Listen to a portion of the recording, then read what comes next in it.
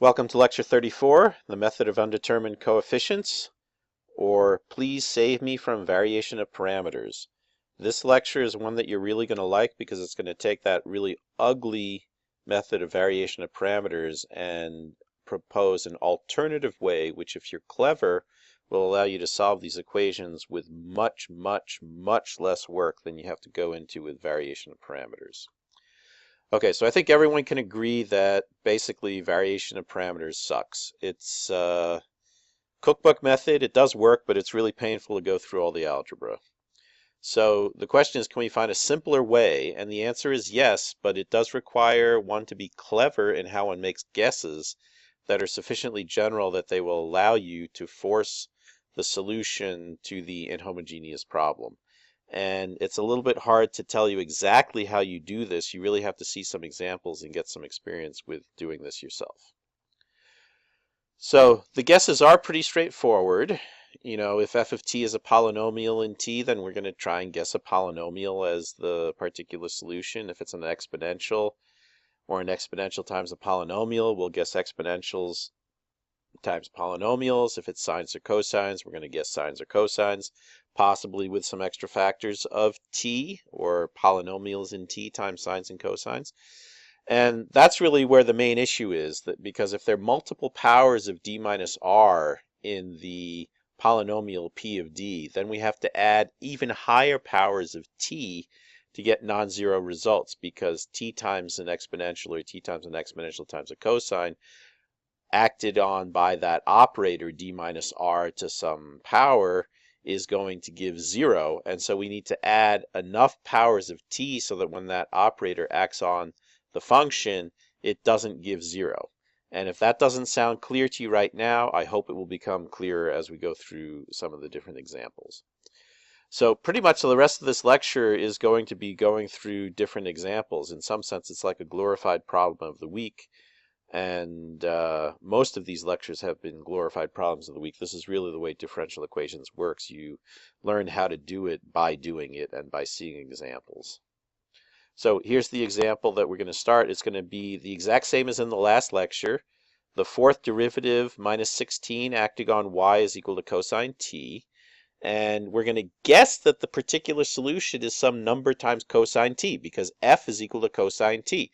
So that's the simplest thing to guess. And if we plug that in, because the fourth derivative of cosine t is equal to cosine t, we get a times cosine t when the fourth derivative acts on it, minus 16a times cosine t, and that whole thing has to equal cosine t. Well, this is actually pretty easy to solve.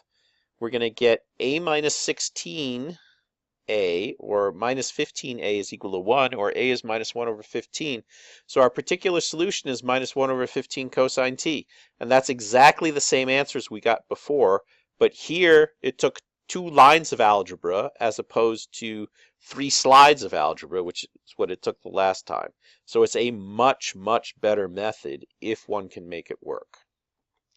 All right, on to example 2. We're going to solve d cubed minus d acting on y is equal to 1 plus t. You can see here f is a polynomial, so we're going to guess a polynomial. But let's first take a look at what the homogeneous solutions are. We can factorize this into d times d minus 1 times d plus 1, which means the solutions are linear combinations of a constant, e to the t and e to the minus t. And that tells us that we're going to have to try something more complicated than at plus b for yp of t.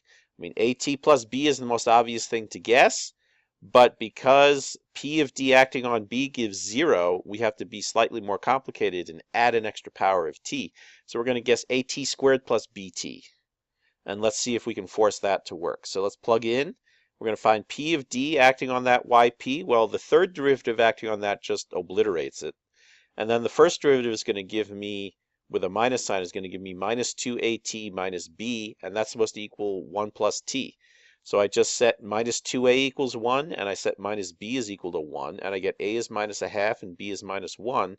And so minus 1/2 t squared minus t is the particular solution. And you can check that just by substituting back into the differential equation and verifying that it actually works.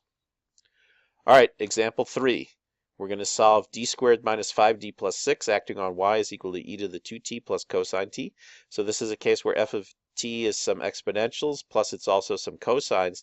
And so we would guess exponentials and cosines unless one of those solutions is a solution of the homogeneous equation, in which case we're going to have to add powers of t, as we've already seen we had to do with the polynomials. So let's look at the homogeneous solutions. We have to factorize d squared minus 5d plus 6. And in order to factor it, we can just plug into the quadratic equation, or we can remember that nice theorem which says the possible real roots are plus or minus 6, plus or minus 3, plus or minus 2, plus or minus 1. And if we plug those in pretty quickly, we find out that 2 and 3 are actually roots. And so the homogeneous solutions are e to the 2t and e to the 3t. Now you can see e to the 2t is exactly that factor in f of t. And so we're going to have to make a guess that's not e to the 2t, but it's going to be t times e to the 2t that we're going to have to put in as our guess.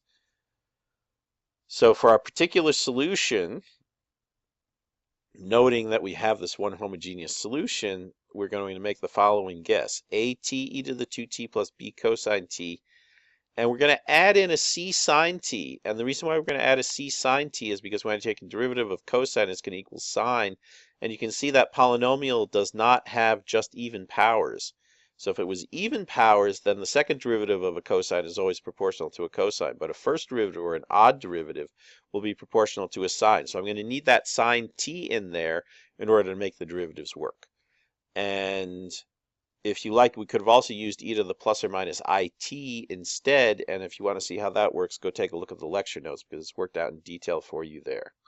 So it's essentially plug and chug at this point. We're going to plug in these equations into, let this operator act on it, and please go through this algebra yourself. You find when d squared minus 5d plus 6 acts on at e to the 2t, you get 4 plus 4t minus 5 minus 10t plus 6t times a e to the 2t. And then you get similar results for the cosine t and for the sine t. Those are a little bit easier to verify and see exactly where those results come from. And the whole thing has got to equal e to the 2t plus cosine t.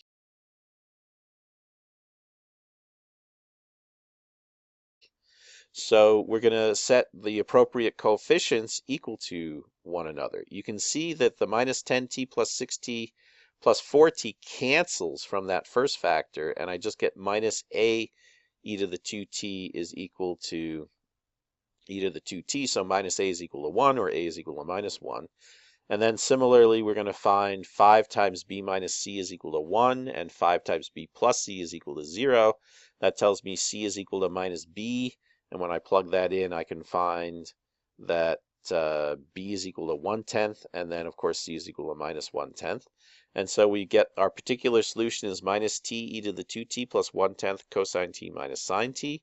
And the general solution is going to be a minus t e to the 2t plus b e to the 3t plus 1/10 cosine t minus sine t, where a and b are constants that are going to have to be determined by initial conditions or something else in the solution, because they're arbitrary until they're fixed by some kind of a boundary or initial condition.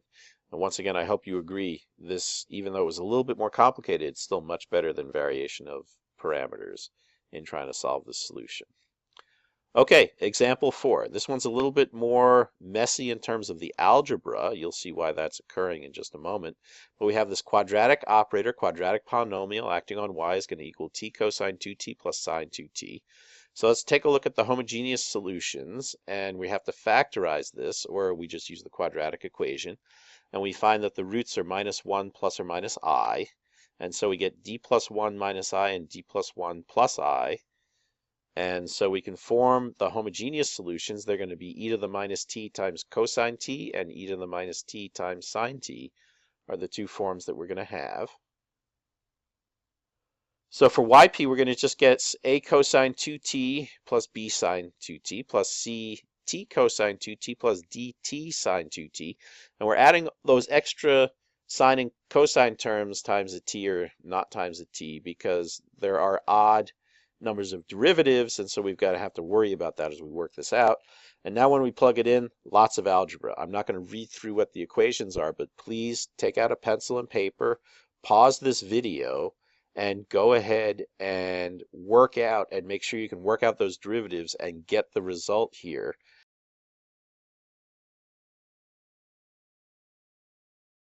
And then at this stage, once you've gotten that result, it's just a question of collecting terms.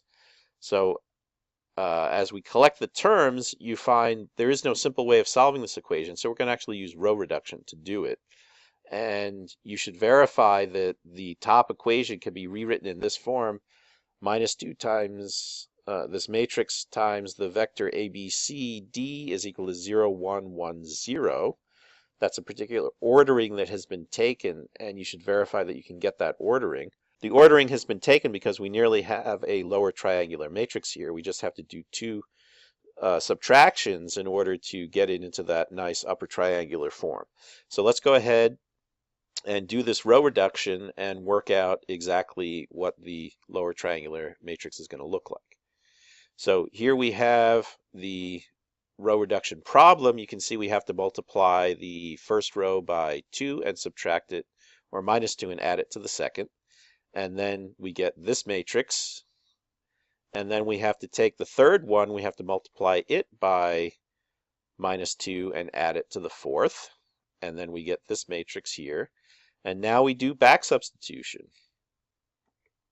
And so we back solve to find D is equal to 1/5, C is equal to minus 1/10, B is minus 7 over 50, and A is 1 over 50. And so we can write down what this particular solution is. 1 over 50 cosine 2t minus 7 over 50 sine 2t minus 1 over 10t cosine 2t plus 1 over 5t sine 2t. And please go and plug this into the differential equation and verify that indeed this is a particular solution to the differential equation. Now, you may have thought that this was kind of a painful method of undetermined coefficients, and it is a little painful, but believe me, it's much, much less painful than if we tried to do this with variation of parameters. Okay, last thing I want to talk about in example 5 is we're going to solve the same problem, but it's going to be e to the alpha t. And here we just guess e to the alpha t. And so we just plug in, find out what p of d is when it acts on a e to the alpha t. We get alpha squared plus 2 alpha plus 2 times a is equal to 1. Now, if alpha is not a homogeneous solution, then alpha squared plus 2 alpha plus 2 is not equal to 0, and so we can just divide both sides by that, and we get a is equal to 1 over alpha squared plus 2 alpha plus 2, and so yp of t is e to the alpha t over alpha squared plus 2 alpha plus 2, or e to the alpha t over p of alpha. And it works in every case when it's not a homogeneous solution, when alpha doesn't correspond to the exponent of a homogeneous solution.